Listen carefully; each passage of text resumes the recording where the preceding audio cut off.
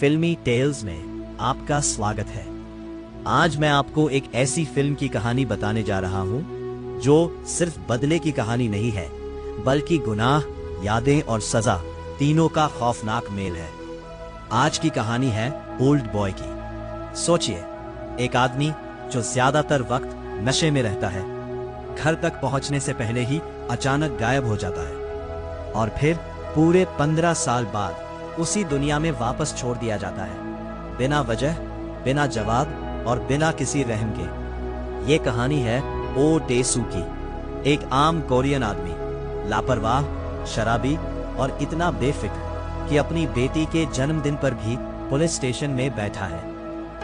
वह खुद को बहुत चालाक समझता है, लेकिन उसे जरा भी अंदाजा नहीं होता कि उसकी जिंदगी का सबसे भयानक दिन बस शुरू होने वाला है। एक रात घर लौटते समय ओ डेसू का अपहरण हो जाता है। जब उसे होश आता है तो वह खुद को एक छोटे से कमरे में पाता है। कोई इंसान, सिर्फ एक टीवी, यही कमरा बन जाता है उसकी पूरी दुनिया। दिन बीतते हैं, हफ्ते, साल, वक्त जैसे थम सा जाता है। टीवी ही उसकी खबरें हैं, उसकी शिक्षा है और धीरे धीरे उसका पागलपन भी। उसी टीवी से उसे पता चलता है कि उसकी पत्नी की हत्या हो चुकी है और इल्जाम उसी पर है। अब वो सिर्फ एक कैदी नहीं, बल्कि पूरी दुनिया की नजर में एक भगोड़ा कातिल है। इन 15 सालों में उसका शरीर नहीं, उसकी आत्मा कैद हो जाती है। समय समय पर कमरे में एक गैस छोड़ी जाती है जिससे वो बेहोश हो जाता है, और जब उसे होश आता है तो उसके बाल कटे होते हैं, दाढ़ी बनी होती है, नए कपड़े पहना दिए जाते हैं, जैसे कोई उसे जिंदा रखकर एक प्रयोग कर रहा हो। इसी बीच ओह डेसू दीवार की ईंटें हटाकर एक सुरंग बनाना शुरू करता है। सालों की मेहनत के बाद वो कामयाब भी हो जाता है। वो पहली बार अपना हाथ बाहर निकालता है और बारिश को महसूस करता है। वो खुशी से भर जाता है। उसे लगता है अब बस कुछ ही दिन और वो आजाद हो जाएगा। लेकिन तभी एक दिन बिना किसी वजह उसे फिर से बेहोश किया जाता है। जब आंख खुलती है, वो खुली दुनिया में खड़ा होता है। ना कोई जवाब, सिर्फ एक संदेश। अगर जानना है कि तुम्हें क्यों कैद किया गया, तो मुझे ढूंढो। अब शिकार खुद शिकारी बन चुका है। आजादी के बाद ओ डेसू की मुलाकात होती है मीदो से, एक युवा लड़की जो सुशी रेस्टोरेंट में काम करती है। मीदो उस पर भरोसा करती है। धीरे धीरे दोनों के बीच एक भावनात्मक रिश्ता बन जाता है। लेकिन ओ डेसू नहीं जानता कि कोई है जो हर पल उन्हें देख रहा है। फिर एक दिन उसे एक फोन आता है। फोन के उस तरफ एक रहस्यमयी आदमी। वो कहता है, अगर तुमने पता कर लिया कि मैं कौन हूं और तुम्हें क्यों कैद किया गया, तो मैं खुद को गोली मार लूंगा। वो ओह डेसू को उसके एक पुराने दोस्त का पता भी देता है।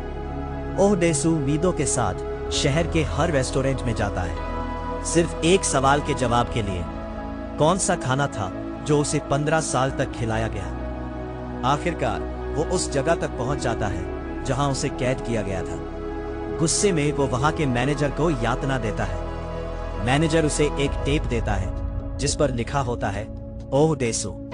उस टेप में उसके 15 साल की कैद की रिकॉर्डिंग होती है। टीवी देखना, ट्रेनिंग करना और जिंदा रहने की जद्दोजहद। हर सुराग उसे उसके अतीत की ओर ले जाता है, स्कूल के दिनों तक, और यहीं से सच की परतें खुलनी शुरू होती है। ओह डेसू को याद आता है कि स्कूल में उसने एक अफवाह फैलाई थी, एक मजाक, एक बात जो उसने हल्के में कही थी, लेकिन उसी अफवाह ने किसी की पूरी जिंदगी तबाह कर दी। सामने आता है ली वू जिन, अमीर, शांत, लेकिन अंदर से पूरी तरह टूटा हुआ इंसान। वो बताता है कि ओ डेसू की उस अफवाह की वजह से उसकी बहन की जिंदगी बर्बाद हो गई। असल में ली वू जिन और उसकी बहन एक दूसरे से प्यार करते थे। ओ डेसू ने इस बात को बढ़ा चढ़ाकर फैलाया और उसी बदनामी के कारण वो जिन की बहन अपनी जान दे बैठी।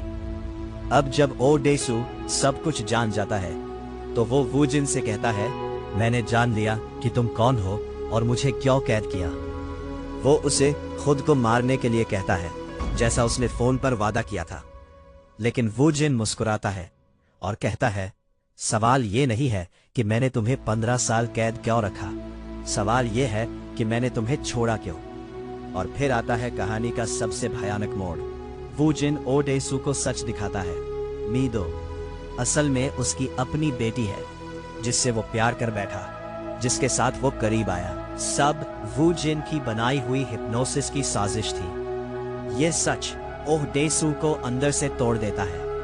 अब ये बदले की कहानी नहीं, ये पश्चाताप की कहानी बन जाती है।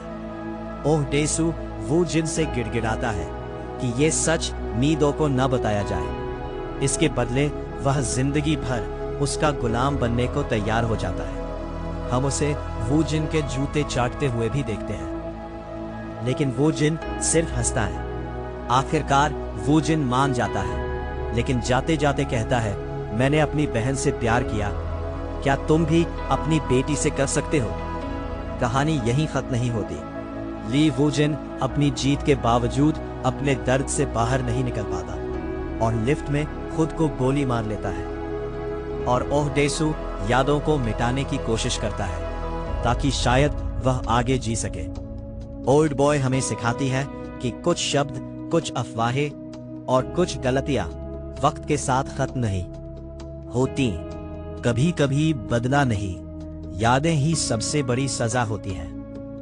अगर आपको ये वीडियो पसंद आया हो तो लाइक, कमेंट और शेयर जरूर करें और ऐसी ही दमदार कहानियों के लिए चैनल को सब्सक्राइब करना ना भूलें।